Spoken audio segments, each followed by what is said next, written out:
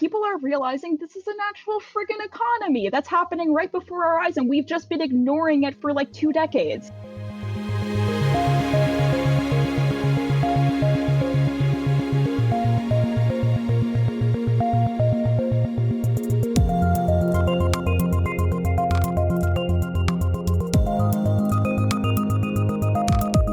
Hello and welcome to Tech Won't Save Us, a podcast that thinks it's important to understand the business models of Facebook and Google, but also not to think that they're controlling our minds. I'm your host, Paris Marks, and today I'm joined by Shoshana Wodinsky. Shoshana is a reporter at Gizmodo who writes about data, ads, and so many other important topics to the critical conversations that we have on this podcast.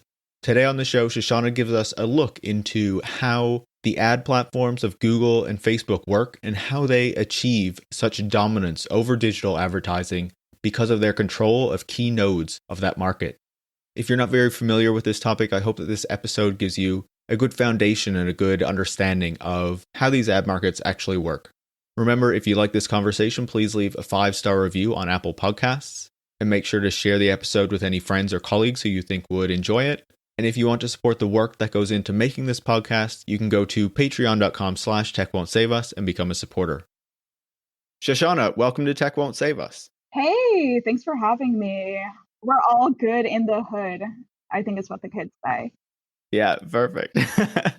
So I've been following your reporting on, ad tech, what's going on in like the digital ad market, TikTok, all of these really important and relevant questions. And so I wanted to start with this growing antitrust investigation into Google. And they had a hearing on September 15th where the lawmakers finally asked Google a bunch of questions about the aspects of their business that they think are like going against competition laws. So can you give us some insight into how Google tried to push back against these arguments that it actually has a monopoly? Generally, when we've seen antitrust hearings in the past, I think a few months back, we had that meeting with Tim Cook and Jeff Bezos and Mark Zuckerberg and Sundar Pichai. Also touching on the topic of antitrust, but really the only one that got grilled about antitrust issues was Jeff Bezos.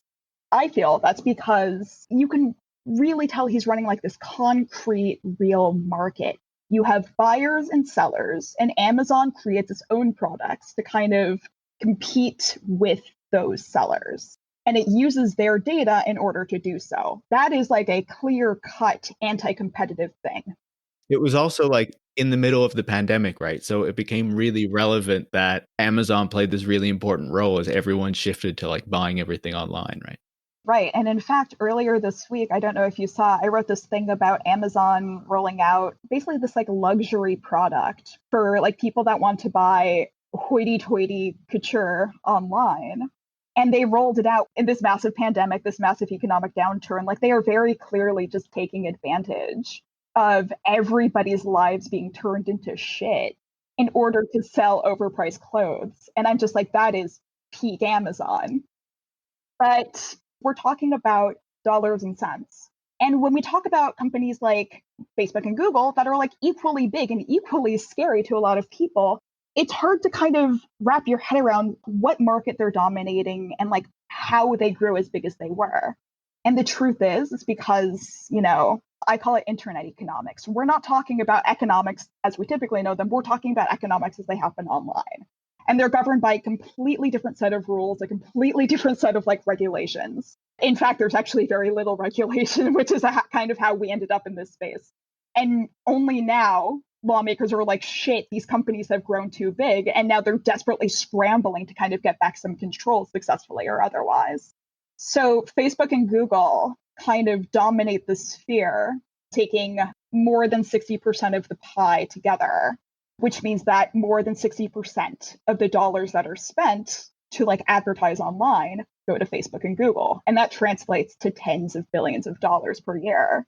And during this antitrust hearing, for better or worse, in my mind, this was like one of the first times that I saw some regulators actually treat the digital ad market as a market that people are buying and selling on and that Google largely dominates.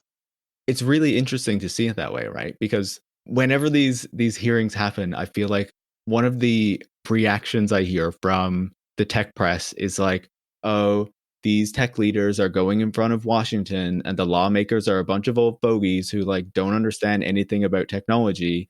So it's interesting you say that, some of these lawmakers seem to really be getting it and understanding it. And obviously they have hired teams of people who really understand this, right? It's not just the lawmaker themselves having to understand it. They have teams of people who are preparing all of these questions and all of these documents for them. Right, because it's literally kind of a new strain of economics that operate by its own rules and that people are still kind of figuring out. So even people that work within the field of digital advertising might not necessarily understand how it works. They just know they put money in the machine and ads come out, which is really all you need to know to be like a high-ranking executive sometimes.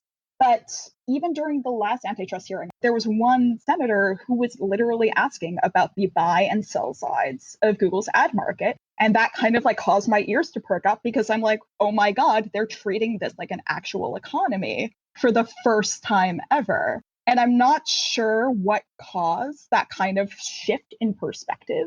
Because when we talk about like a monopoly that Google might own, I think until now, it was usually kind of regulated to like, oh, Google owns the dominant search platform. Google owns the dominant video watching platform, which is like YouTube. And like both of those are true. And both of those are places where Google serves a lot of ads. And that's not a coincidence that those two things are happening at the same time. Because like basically, Google knows that it owns these two platforms where people are spending a lot of time. Not to mention the untold number of other publishers across the web that they also work with. We'll get to those later. But just for now, Google search and YouTube, people spend a ton of time there. And as you might have noticed, both of those platforms play their own kind of fair share of ads. So advertisers are just like, I want to reach the most people possible in order to sell my product. And Google's like, hey, we have a ton of data and a massive audience. So we can give you not only the numbers, but we can help you target them really effectively.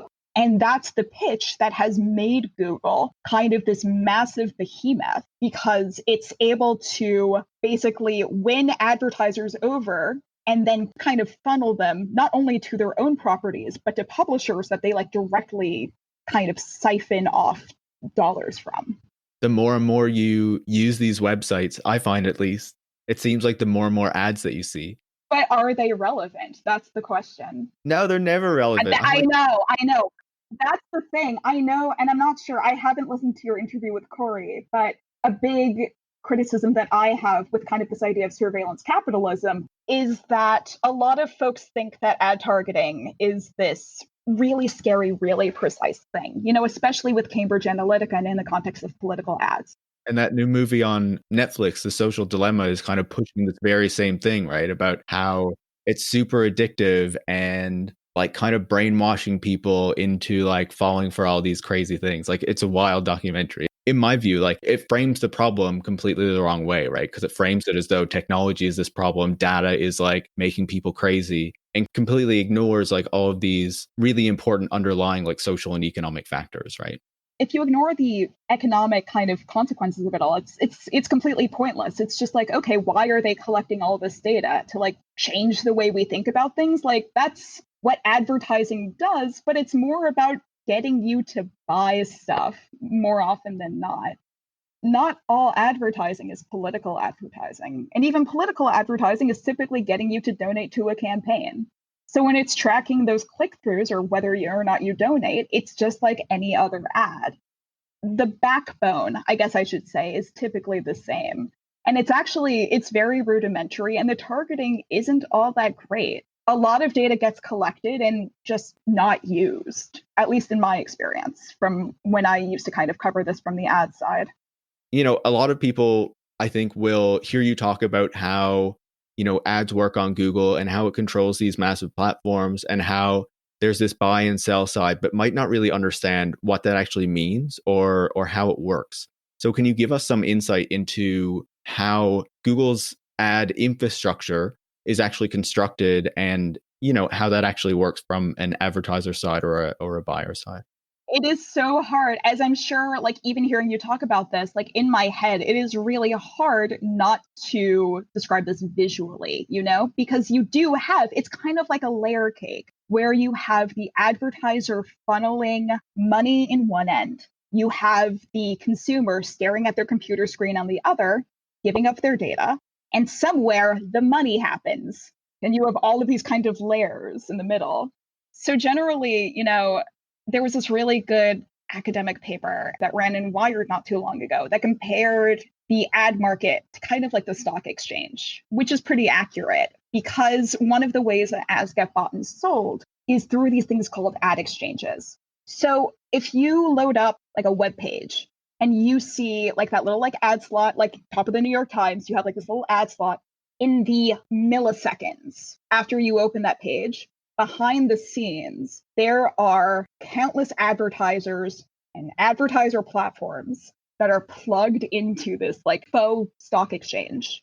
And what they're doing is they're bidding on that basically piece of real estate because these guys want to reach the best audience for the least amount of money possible. And by the way, all of this is completely automated and happening inside of a black box. And it is in reality way more complicated than I'm explaining it right now. But I think it's about like 300 milliseconds, somebody wins the auction, ad goes through, your data ends up in the middle. Let me back up a bit. Part of the value that these sorts of exchanges bring is that when web publishers like websites like the New York Times, Gizmodo.com, the site that I write for, are plugged into them, they're also funneling in, consumer data. So they're either doing it directly or they could be doing it through some third-party platform.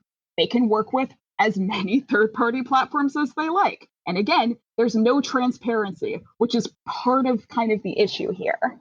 Let's say I'm logging on to Breitbart.com. I log on to Breitbart.com. My data gets kind of like sucked up to either 1 or 5 or 20 or 100 different exchanges that are all kind of like plugged in together. And each of those exchanges has an untold number of advertisers from like, it can be anywhere in the world generally. And what happens is that advertisers can say, okay, I want to reach X, Y, or Z type of person on X, Y, or Z type of site. And if your data and website combo makes the mark for the right price, that guy's ad is going to play. Or he's going to take part in what's called it's called header bidding. It's literally a bidding war that happens over the span of milliseconds before the ad eventually gets played in that particular slot. There are many other players involved, and every website is different. And again, there is no transparency. Let me see if I understand it correctly. So there are plenty of ad exchanges or ad markets or whatever, but Google has both a dominant product on kind of the publisher side and also on the advertiser side. And then that gives them privileged access to data and also to what both of these major players are looking for or inputting into the system. That gives them additional knowledge over the other players in the system because a lot of this is not transparent that they can then take advantage of to make additional money, to make things sell at higher prices than they might have otherwise. Does that sound about right? So one of the kind of arguments that Google's representative made in like this recent ad antitrust hearing was that ad prices overall have dropped. I haven't checked the numbers recently, but generally, yeah, that's absolutely true. Overall, things have kind of but that's less about competition because again, Google controls the lion's share of the publisher platforms and more about just like how many ads we see every day.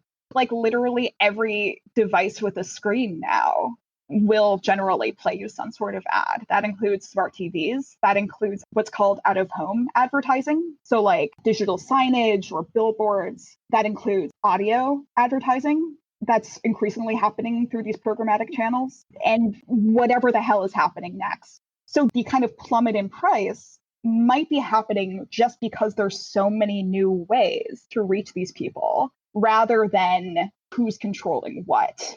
Because on the web, there's only one game in town, and that game is Google or Facebook, but usually Google. And so if we're looking at the way that Google's advertising business is structured, how you not only have google.com, the search, you not only have YouTube, but you also have the control of these platforms that are made for publishers, that are made for advertisers, and that track data from around the internet. And there are all these other pieces to it, right? And so now Congress and a bunch of other people are looking at potentially breaking Google up. So how difficult do you think it is to then unwind this system that Google has put together? Or do you think if they just break these separate pieces off, then it creates like a more competitive market because Google is not controlling this really central piece that gives them privileged access to all this knowledge? Right. That gives them access to supposedly the largest number of ad dollars and the highest amount of consumer data, because that's what's happening right now, not only across YouTube and Google search, but also remember, Google is owned by Alphabet, and Alphabet has its own ad kind of products itself. One of them is literally based in the out-of-home market. So literally, as you're walking down the street, Alphabet might be collecting data about you. And then that weaves its way into the Google ecosystem. And all of this, again, is happening inside of a black box. So you would never know until it's too late. So not too long ago, I think it was Cicilline, one of the ideas that he kind of floated as part of these like antitrust investigations was something like a Glass-Steagall law. Glass-Steagall, yeah. Glass-Steagall, right. And just for the listeners, the Glass-Steagall Act kind of like regulated the financial system, but it basically put like a firewall between two different kinds of banks. So there couldn't be this back and forth that then led to stuff like the financial crash of 2008. Like insider trading. It's a separation of church and state between consumer-facing products and investor-facing products that's meant to prevent either side from like sneaking information or like trading money behind the scenes, which is might happen. So even though the kind of proposal that he made was vague, the way that I kind of understood it when I was writing about it was that you would be separating the buy-side products and the sell-side products and the exchanges that both of them kind of compete inside into their own little bubbles. So they would all be owned by different companies. Granted, because there's so many intermediaries, they might find new ways to kind of weave their way back to dominance. But I do think, this would keep Google from funneling ad dollars to its own properties. And it would keep it from using publisher data in order to like create competing like YouTube original series or stuff like that. This is something that I've thought about a lot, but every time I start thinking about it, I get a massive migraine headache. And then I just think about how we have to gut the internet entirely and just start from scratch. Because the space is so poorly regulated, there might be partnerships that with Google that I don't know about. I only know about what they tell their advertisers. And from what they tell their advertisers, it's that I'm already screwed. The answer to your question about how to break up Google is I don't know. That is above my pay grade. No, I think that's completely fair. But you know what you say about how we might just kind of like need to start over with the internet? Like, I'm increasingly kind of on that side. It becomes really difficult, especially when this is kind of the only internet that we have. It becomes difficult to imagine what some other internet might theoretically look like if, we were to sort of dismantle these giants, right? Because like this is the internet, and there isn't a second internet that we can look at and be like, oh, actually, I like that internet better. Maybe we should like replicate that one, Right. No, it's an internet that's dominated by private companies the same way that telcos are dominated by private companies. And similarly, they both, hoover consumer data and basically pawn it off for profit. And it works. And people are really none the wiser until antitrust rolls around. But for some reason, it hasn't hit the telcos yet. One of these days. I certainly hope it does. Or maybe it has. Admittedly, telcos are not my strong suit. Yeah, well, there used to be antitrust against telcos. They were conglomerates, and then they were kind of broken up, and there were regulations on like how much they could own and all this sort of stuff. But then those regulations were gutted and they just merged all back up together again. But so, we've talked about Google. That's obviously one of the giants in the digital ad market. Does Facebook work the same way, or is there something a bit different about the way that Facebook operates? Facebook owns three incredibly popular apps. It has Facebook, which people still use. It has WhatsApp and it has Instagram. And on the back end, when you're like looking at the ad systems, because I used to do that for my job, Facebook and Instagram use the same system. You're literally funneling money and data into the same kind of like beast. They're increasingly trying to merge more of it on like the consumer side as well. I think the messenger platforms they're talking about bringing together, and they're trying to get you to like share your Instagram stories on Facebook and all this sort of stuff, right? I mean, I have my own wacky conspiracy theories about that. I've had to kind of lay off of Facebook for a while I bug Google with my reporting. But what Facebook and Google both have is part of the reason that they have like such vast troves of consumer data is because they don't only have their own platforms, but they also work with third-party publishers.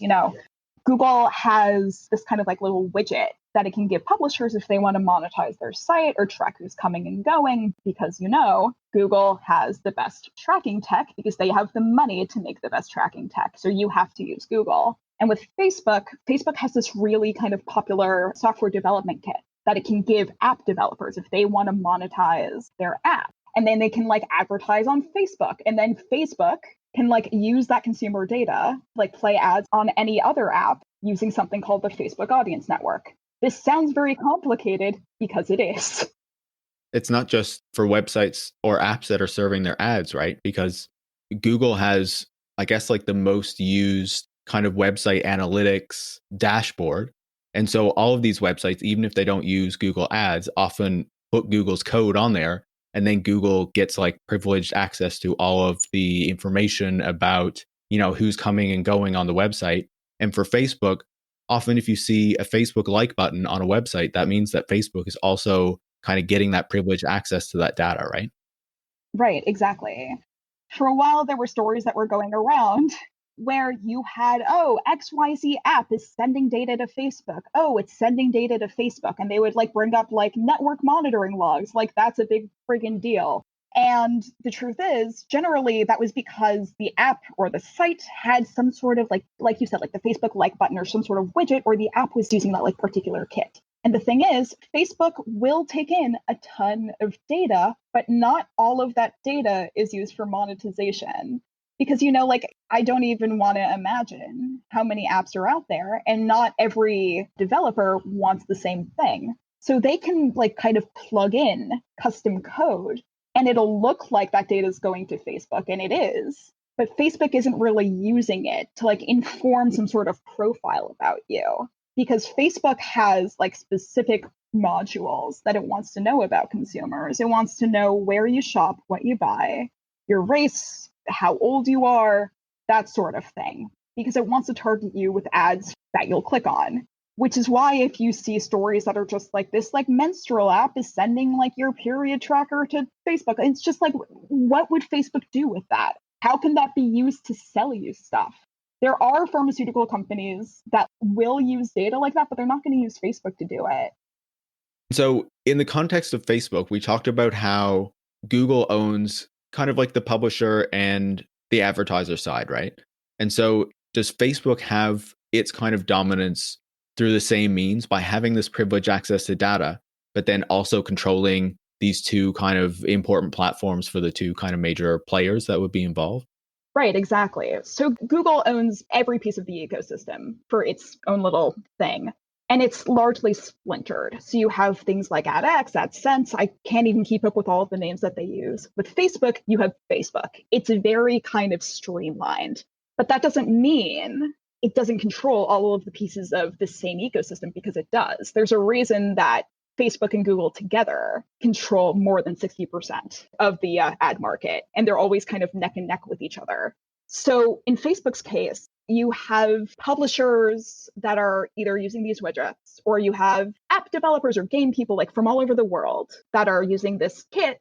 And every time a person downloads one of these apps or like clicks on one of these sites, that data is going back to Facebook too. So in its own way, it also kind of has dominance across the web, aside from these insanely popular apps that it owns under its name, like Facebook and Instagram and all that. So you have this, again, publisher dominance. And because you have publisher dominance and a ton of data from those publishers, you have advertisers that literally cannot quit. If you talk to advertisers, even with like all of the kind of hate speech and misinformation that spread across platforms like Google or Facebook, well, specifically YouTube, which I've covered in the past, you have advertisers that will tell you, anonymously, of course, because they don't want to piss off these kind of like mafia overlords. They will tell you that they can't quit it because if they do, like a competing brand will just take their place, a competing brand with like less scrupulous morals, I should say. And because this is so opaque and because people are just like, who's going to know? More often than not, they feel comfortable doing that. What you described there makes a lot of sense because these advertisers have very little power against these massive giants. And we saw that just recently where there was a big advertiser boycott against Facebook. And Mark Zuckerberg basically said, like, we're not going to change anything just because these people are pulling their ads for a bit. Like, they'll be back. It's funny you mentioned that because I reported on that because I'm just like, there's no way that major brands are pulling out of Facebook. I'm going to get to the bottom of this. And I was right, god dang it.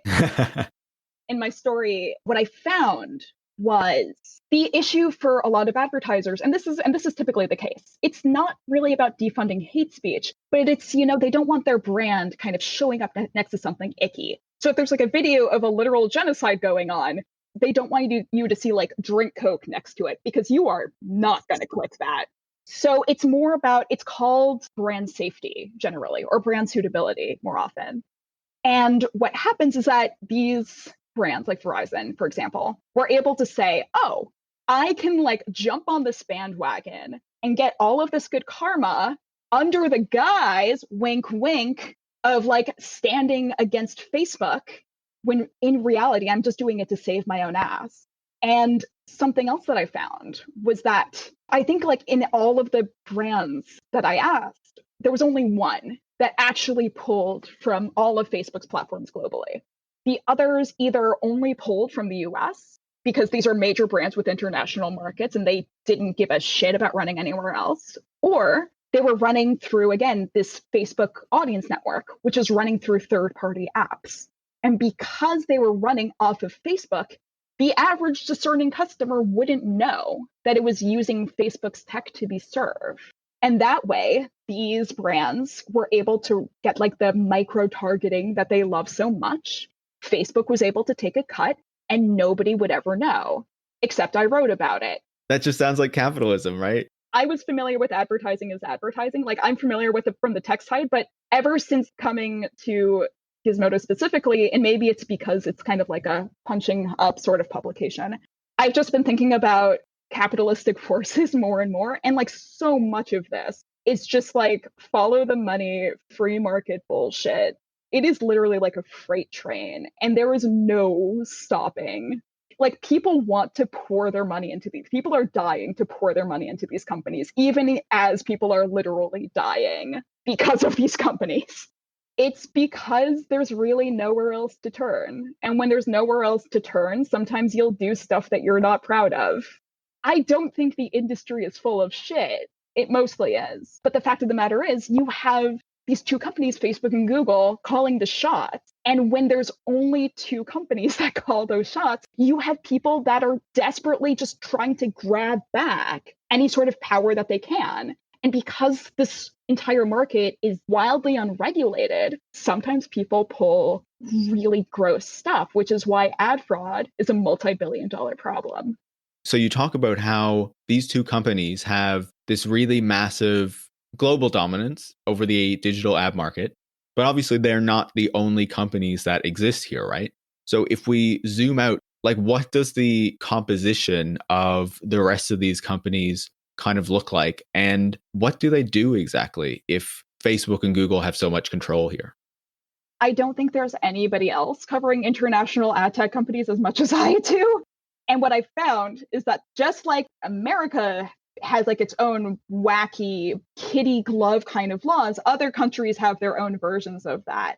So like they have their own ways of structuring this kind of like ad ecosystem with like its own set of acronyms and like names for stuff, which is why when I was covering TikTok's kind of like ad framework a little while back, I was like coming across all of these like terms that I didn't understand, not because they were in Mandarin, but because they were just like things I had never heard of. And then it's in that instance that I realized, oh no, data is going across the boundaries of these countries. So in order for me to kind of cover the way these companies work on an international scale, because everything is happening in a black box and every country uses its own kind of different framework with its own acronyms and its own language, you have to really just sit there and map it out, which is what I had to do in my TikTok article. If you read it, I literally included a goddamn diagram where I show here's how American companies talk to China. Here's why. If you snip TikTok out of the equation, you're still left with Facebook and Twitter and everything else. Because the thing is, the dirty little secret that nobody outside of advertising ever talks about is that advertising isn't just Facebook and Google. In the US, there's more than 8,000 companies, and that number grows exponentially every year. And largely, this is something like I've covered mergers and acquisitions in other industries before, but ad tech in particular is rife with them. You have like these like tiny, they're called like point solutions, like tiny little companies that just emerge overnight only to be acquired. And that happens like weekly, it seems like. And the reason is because there's so many black boxes and so little regulation and so much money, tens of billions of dollars being poured into this. Everyone wants a piece and everyone can kind of, to a certain extent, pretend that they bring a certain amount of value to the particular buyer. And that's why you have companies like Facebook that got away with inflating their video metrics and single-handedly toppling the journalism industry for so long. The pivot to video is something that only happened because ad tech is as opaque as it is. Then if we kind of look at this bigger picture and what it's showing us, you mentioned there that in your article about TikTok, you found that there's all this data transfer going back and forth so that all of these companies can kind of trade the data that they have so that people can really effectively target consumers, target their ads, whether it's in the United States, whether it's in China, whether it's anywhere else, right? So what does that tell us about what the US administration right now is trying to do by like shutting down TikTok and how really ineffective that's going to be if their actual argument is trying to shut off this kind of like flow of data to China? Well, I'm not sure if you've noticed, Paris, but ever since Oracle came out as essentially the buyer that TikTok's going to go with, nobody's been talking about security at all. It's almost like that was never even an issue. And you have to wonder how so many people kind of took that bait, hook, line, and sinker, because there are legitimate issues in China. There's legitimate like human rights abuses. Huawei is a genuine concern. But he got away with conflating issues about hardware with like issues about the data economy. That doesn't make sense. They're both tech, but that's like saying a cheesecake and a pizza are the same thing because they both have like a crust and cheese. They're not the same thing. That's kind of the analogy that I like to use. I'm a little bit salty about this because people are just like, hey, why isn't he talking about the cybersecurity stuff when maybe it was never a problem? When I've been saying that for months and people were giving me so much garbage because of it. And they were just like, you clearly don't know what you're talking about. There are legitimate cybersecurity concerns with China. I know that with the Indian government in particular, you know, they've had problems with like phishing attempts in apps before, particularly with their military. So a ban on apps there makes sense, particularly on like federal phones. Of course you want to do that. When American soldiers go on TikTok, that you might want to keep a close eye on. But like teenage girls, what are they afraid is going to happen? Like, that's my big question. It might be used to conduct human rights abuses in China, and that is horrifying. But I don't think that's what Trump is really concerned about. I completely agree. Like, I think that makes a ton of sense. So then if we're looking at what's actually happening here, you know, because you have been covering how the US wants to increasingly keep Chinese tech out of the United States, at least ostensibly. So then If the data is not really the key concern here, what do you think is really behind the policy that, Trump is trying to push when he's trying to ban TikTok or WeChat? At first blush, this does kind of seem to be more about money than security. The same way that companies like Facebook will actually have ties to mainland China despite not being stationed there, not for years. And they do that not for political reasons, but because of money, because they want to work with people there. It's about global trade. So I really think that's kind of more the concern here, though this isn't my bailiwick. But at the very least, I can tell you it's not about security. That's completely fair. And I think that's a really good point. So just as a final question, you gave us a lot of great insight into Google, into Facebook, into TikTok, and this broader group of companies. Is there anything else you think that we should understand about ad tech and these advertising technologies? The fact that we're even able to say ad tech and people outside of like the wheeziest sides of the trade press know what you're talking about, that's a significant accomplishment. Because for a while, these companies were able to make literally billions of dollars by kind of hiding in the shadows. And the fact that regulators are talking about buys and sell sides, and the fact that you and I can say ad tech in a normal conversation and have it not be like, what the hell are these nerds talking about? Which, people will probably still say, but that it's progress. It's slow, but it means that change is really happening. It is really hopeful to see that more people are recognizing that this is a problem and thinking about what it might look like if we were to actually address it, right? People are realizing this is an actual friggin' economy that's happening right before our eyes, and we've just been ignoring it for like 2 decades. We've been literally asleep at the wheel while an entire new economic structure has unfolded in front of us. And now we're desperately trying to be like, what have we created? It's a little bit late, but it's at least we got there. And I guess now we just need to see if these regulators can actually respond to it in an effective way, or if it just all eventually somehow implodes. Shoshana, it's been really great to speak with you and to get your insight on everything that's happening with these advertising technologies. I really appreciate it. No, thanks for having me. Shoshana Wodinsky is a data reporter at Gizmodo, and you can find links to some of her pieces that are relevant to today's conversation in the show notes. You can follow her on Twitter at @swodinsky. You can also follow the show at Tech Won't Save Us, and you can follow me, Paris Marks, at Paris Marks. If you liked our conversation, please leave a 5-star review on Apple Podcasts. Tech Won't Save Us is also part of a new Canadian podcast network that is launching soon. And if you want to find out more about that, you can go to @Harbinger Tweets on Twitter or harbingermedianetwork.com. Thanks for listening.